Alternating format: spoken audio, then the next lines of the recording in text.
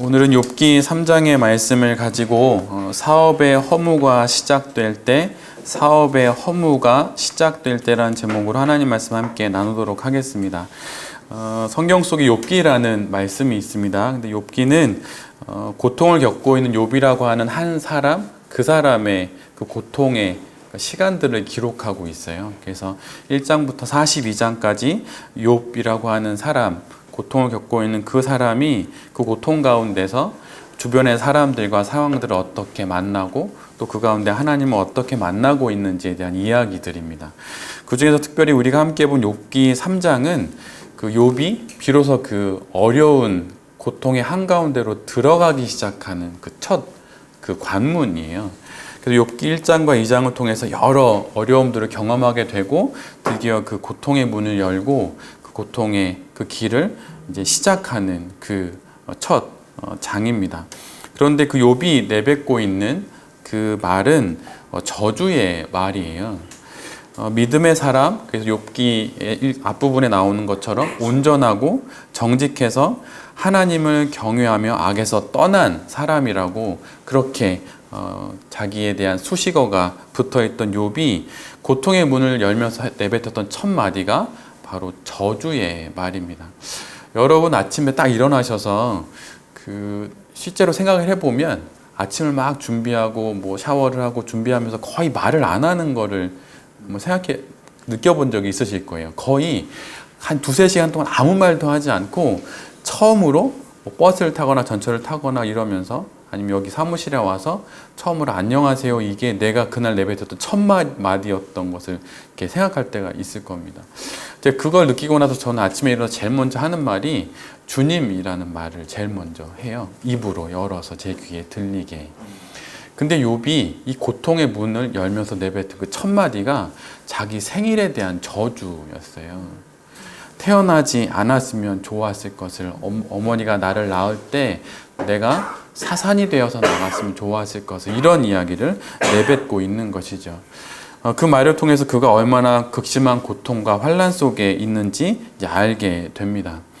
조금 전 우리는 이렇게 한 호흡으로 서로 교독하면서 오늘의 말씀을 읽었지만 실은 오늘의 본문의 욥의 말들은 다 세세히 우리가 소리내서 읽다 보면 우리의 영혼을 마치 문지방에 걸린 발걸음처럼 그렇게 턱턱 걸리게 하는 이야기들이 되게 많아요. 생명이라고 하는 한자를 자세히 보면 나의 생자와 목숨 명자예요. 그러니까 생명이라는 게 무엇인가요? 그건 살라는 명령인 거예요. 내가 생명을 가지고 있다는 것 자체가 그 이유는 일단은 모른다 하더라도 일단은 생명을 가지고 이곳에 왔다는 것은 너는 살아야 한다는 명령을 받은 거예요. 그래서 어떤 어려움들이 있더라도 그냥 살아야 하는 것이죠. 그런데 이 살라고 하는 신의 명령을 욥은 받았는데 거침없이 밀려오는 감당할 수 없는 고통의 그 파도 앞에서 생명을 저주하고 있는 것입니다. 자신의 생명을 저주하는 것이죠. 고통과 아픔을 겪고 또 해결되지 않는 어려움 속에서 마침내 자신의 태어남을 저주합니다. 자신의 생일을 저주하게 되는 것이죠. 고통에 등 떠밀려 이제는 허무의 강을 건너기 시작하고 있는 이 상황에 욥이 그렇게 말하고 있는 거예요. 누마니아 태생의 철학자인 에밀 시오랑이라고 하는 사람이 있어요. 그가 이렇게 이야기합니다. 태어나지 않는 것이 두말할 필요 없이 가장 좋은 해결책이다. 그러니까 이 철학자가 말한 게 이 허무주의를, 아니면 허무를 경험하고 있는 사람에게 정말 정답처럼 다가오죠. 차라리 태어나지 않는 것이 두말할 필요 없이 가장 좋은 해결책이라고 하는 것이죠. 근데 이 철학자의 이야기는 거기서 끝나지 않고 뒤에 이 한 문장이 더 붙어요. 그러나 불행히도 그것은 어느 누구에게도 불가능한 일이다. 누군가가 태어나지 않는 것이 두말할 필요 없이 가장 좋은 해결책이다 라고 생각한다면 그는 그거를 생각할 수 있는 전제 조건은 뭐냐면 태어나야 하는 거라는 거죠. 그래서 사실은 불행히도 이 이야기를, 이 해결책을 듣는 사람은 어쩔 수 없이 그냥 살아야 하는 거예요. 그리스 철학에서도 이와 유사한 이야기를 합니다. 그리스 철학에서는 사람에게 있어서 가장 좋은 운명은 태어나지 않는 운명이라는 거예요. 아예 이 고통스러운 세상에 태어나지 않는다는 거죠. 그리고 두 번째로 만약 그게 안 되면 그 다음 단계로 괜찮은 것은 만약 태어났다면 그냥 바로 죽는 거예요. 그게 더 좋은, 그게 그 차선책이라고 하는 거죠. 그리고 세 번째로 이야기하는 건 뭐냐면 그것도 안 되면 아주 교양이 훌륭한 부모 밑에서 잘 양육을 받는 거라고 하는 것입니다. 비록 세 번째의 선택이 있기는 하지만 가장 첫 번째로 이야기하는 것은 이 고통스러운 세상에 태어나지 않는 것이 가장 좋은 거라고 말하고 있는 것이죠. 고통의 길을 걷는 이들에게 앞에서 말했던 이런 이야기들은, 이런 말들은 참으로 이 현실의 문제를 넘어설 수 있는 먹음직하고 또 보암직한 에덴 동산의 선악과처럼 보입니다. 그래서 한 번쯤은 따먹기를 상상할 수도 있는 것이죠. 한 번쯤은 죽음을 생각하고 한 번쯤은 이쯤이면 끝나도 괜찮겠다라고 하는 생각들을 현대인들은 많이 하게 됩니다. 믿음의 사람도 그래요. 그 행복 전도사라고 했던 믿음의 사람이 있었죠. 아침마당에도 나오시고 하셨던 분. 근데 그분이 너무 큰 고통 가운데 스스로 목숨을 끊습니다. 그것의 옳고 그름을 떠나서 얼마나 힘들고 어려우면 그런 선택을 하게 될까요? 그러니 이 고통 앞에서 이 생을 끝내버리겠다라고 하는 것, 자신의 생일을 저주하는 것, 이것은 마치 선악과처럼 우리 앞에 나타날 수 있게 되는 것이죠. 그런데 우리 모두가 기억해야 하는 것 중에 하나는 지금 우리는 42장에 이르는 욥기 말씀 중에 세 번째 장을 지나고 있다고 하는 거예요. 이후로 어떤 일이 그리고 어떤 결론이 펼쳐질지 우리는 아직은 모릅니다. 지나봐야 아는 것이죠. 지금 100세를 넘어서 살고 계신 김영석 교수님 말처럼 살아보면 비로소 알게 되는 것들이 있기 때문입니다. 고통과 허무에 빠지게 될 때 우리는 주로 과거로 돌아가 후회를 합니다. 사탄이 잘하는 것이 있다고 하는데 그것은 무엇이냐면 후회하게 하는 거예요. 그리고 거기에 그치지 않고 그 후회에 묶어 놓는다는 것이죠. 이것은 그리스도인의 회개하고는 좀 다른 것입니다. 회개는 지난 일을 돌아봐서 현재를 지나서 미래로 나아가게 하는 것이 회개인데, 후회는 지난 일, 그래서 더 이상은 어찌할 수 없는 그 일로 돌아가서 그것에 우리의 영혼을 묶어두는 거예요. 만약 그때 그랬더라면 이라는 말을 통해서 자꾸 그걸 되뇌이게 하고, 그래서 정작 지금을 살지 못하게 하죠. 그래서 지금을 살지 못하니 내일이 또 열리지 않는 거예요. 그러면서 또다시 허무에 빠지게 합니다. 그리고 사탄이 못하는 것이 또 하나 있는데, 그것은 무엇이냐면 기다리는 것을 사탄은 못해요. 사탄은 기다리지 못합니다. 지금 당장 해야 합니다. 지금 하지 못하면 망할 것 같고, 지금 막막하면 모든 것이 끝난 것만 같은 것이죠. 그래서 조바심이 일어납니다. 그래서 어떻게든 해야 하는 것이죠. 내가 아는 온갖 수단과 방법을 동원해서라도 이것을 해결해야 하는 거예요. 그러나 그렇게 서두르다 이내 덫에 걸린 듯 또 다른 문제를 만나게 됩니다. 안다라는 마음이 일거나 조급해지는 마음이 일어난다면 잠시 멈춰야 해요. 그것이 믿음의 선인들이 늘 했던 것입니다. 선택을 할 때, 분별할 때 마치 그것이 내가 선택하지 않으면 내가 망할 것 같은 것들이 있으면 그거는 아니라고 말하는 게, 그 조나단 에드워드가 그 신앙의 분별에 대한 책도 많이 썼거든요. 거기서 늘 한결같이 이야기하는 거예요. 조바심이 일거든 멈추라고 하는 것이죠. 그리고 이거를 분노를 통해서 내 온갖 방편을 통해서 해결해야 될 것 같을 때 그때 멈추라고 하는 거예요. 고통이 중첩되니 허무에 빠지고 또 태어남을, 또 자신의 존재를 후회합니다. 그래서 이제 생명은 더 이상 아름다운 하늘의 선물이 아니라 무거운 짐이 되어버리고 벗어날 수 없는 운명의 검은 그림자가 됩니다. 그래서 허무의 강을 지나 죽음의 세계에 당도해야만 이 모든 것이 끝날 것만 같은 것이죠. 욥이 지금 그런 상황에 있는 거예요. 그런데 마치 판타지 영화의 한 장면처럼 나를 둘러싼 허무의 벽 한쪽이 무너지면서 비밀의 문이 열리듯 그렇게 허무의 방의 한 벽이 무너집니다. 그리고 비밀의 문이 열리지요. 고통과 허무에 의해 자신이 철저히 무너질 때 그때 비밀의 문이 열리고 거기에서 우리는 내 삶을 인도하시는 분이 내가 아니라 하나님이라고 하는 것을 비로소 알게 되는 거예요. 그래서 그 비밀의 문을 통해 영원의 빛을 보게 되는 것이죠.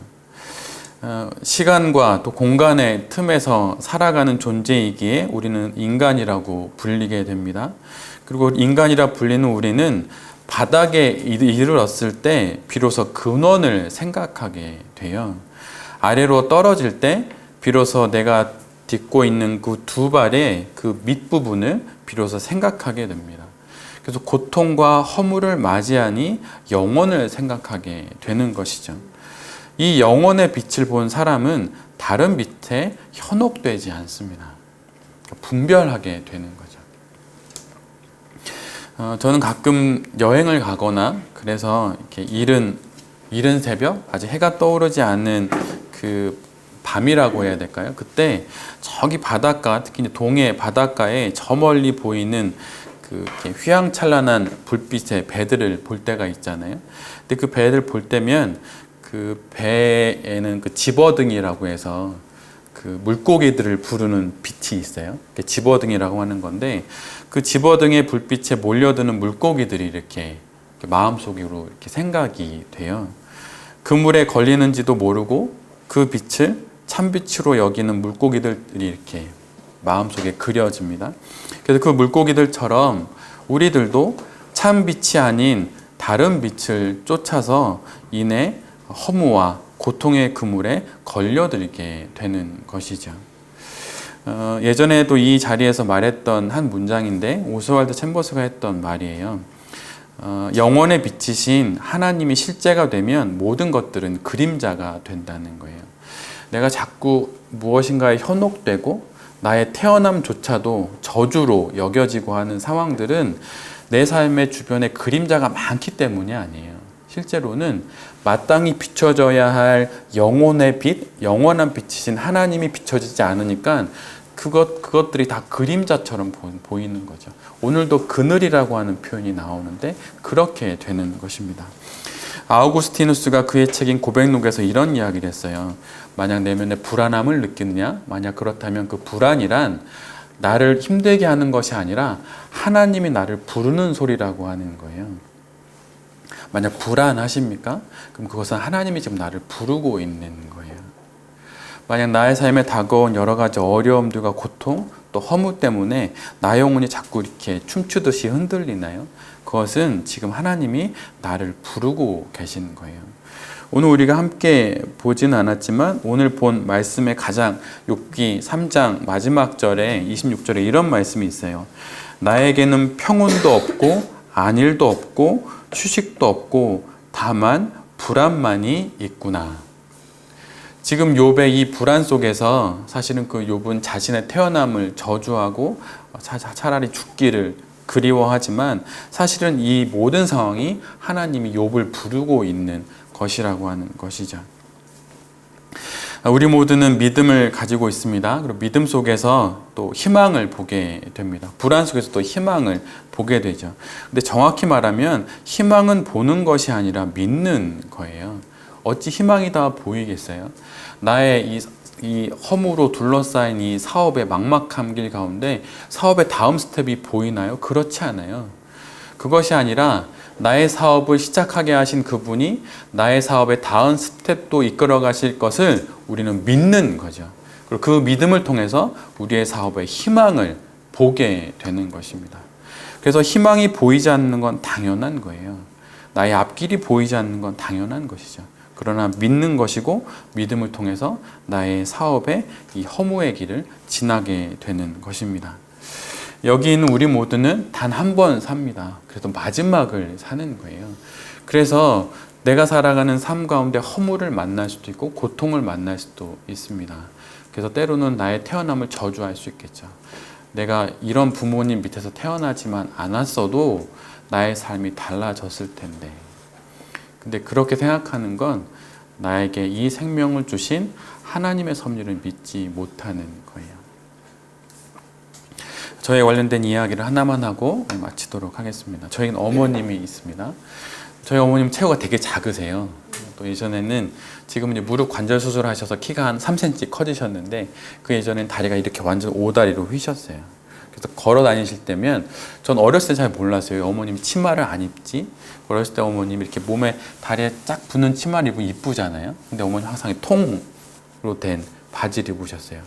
근데 제가 초등학교 때에도 어머님이 이제 시장에 가셔야 되니까 이렇게 이제 장바구니 양쪽에 들고 야채를 이제 파시러 가시는데 어머님의 옷은 이상하게도 앞뒤로 흔들리지 않고 어머니의 바지는 옆으로 이렇게 흔들리는 거예요. 이렇게 걸을 때마다. 근데 그게 왜 그랬냐면 어머님의 다리가 이렇게 오다리로 완전히 휘셨기 때문이에요. 왼쪽 다리를 내디디면 왼쪽 바지가 이 통으로 된 바지가 이렇게 흔들리는 거예요. 근데 세월이 좀 지나서 제가 대학교 때 어머님에 관련된 이야기를 알게 됐어요. 뭐였냐면 저에게 외할머니가 있었습니다. 근데 저는 그 외할머니가 저희 아버님하고 나이 차이가 얼마 안 나세요. 저희 어머님하고 저희 아버님은 11년 나이 차이가 나시고 저희 아버님하고 저희 할머님은 외할머님은 10년이 채 나이 차이가 안 나세요. 근데 예전이니까 뭐 10대 때 아이를 낳을 수도 있잖아요. 저도 그렇게 생각을 했어요. 근데 고등학교를 좀 넘어서 대학교 1, 2학년 때 제가 삶에 대한 큰 고민 가운데 이 정도 살면 됐겠다 싶은 생각을 한 적이 있었어요.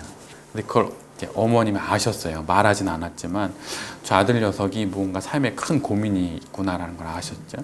그래서 제가 제 방에 들어가서 이제 그날도 이 창밖으로 나 있는 제 책상에 앉아서 이 정도만 살면 되겠다 이런 생각하고 있는데 그때 제 어머님이 제 방에 들어오셔서 제 방 뒤쪽에 이렇게 쌓아놓은 이불 위에 앉으셨어요.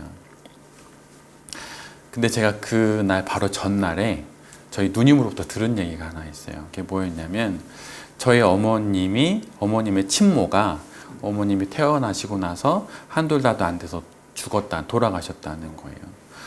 그리고 저희 어머님이 어머니라고 불렀던 저에게 외할머니라고 불렀던 그분은 사실 어머님의 계모였던 거예요. 근데 어머님이 세월이 지나면서 그냥 그 어머니 할머님이랑 같이 살았던 것이죠. 그런데 살다가 이분은 아니에요. 그 할머님은 아니고 또 다른 계모가 또 있었어요. 근데 그 계모가 저희 어머님 7, 8살밖에 안 된 여자아이에게 한겨울에 하얀색 기저귀를 던져주고 그거를 빨아오라고 했던 거예요.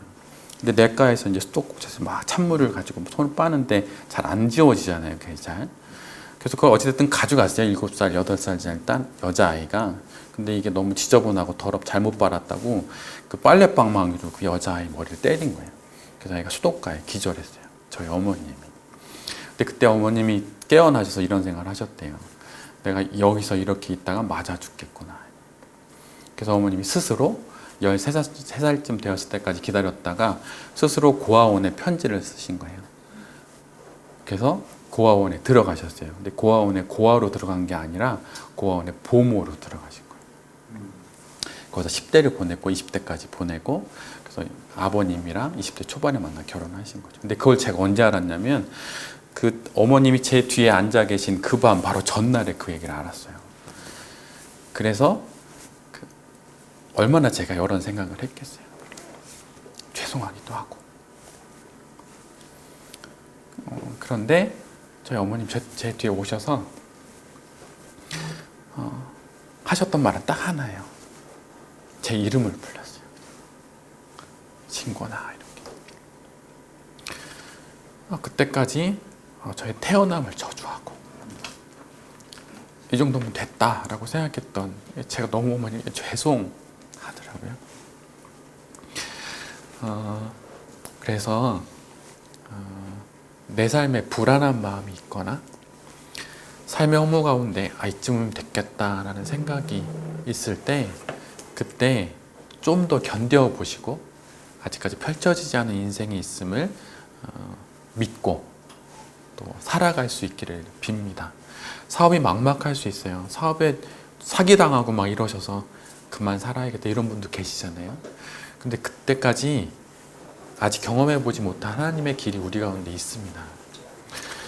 그리고 불안과 허무 가운데 휩싸였을 때 어거스틴의 이 말을 기억하세요.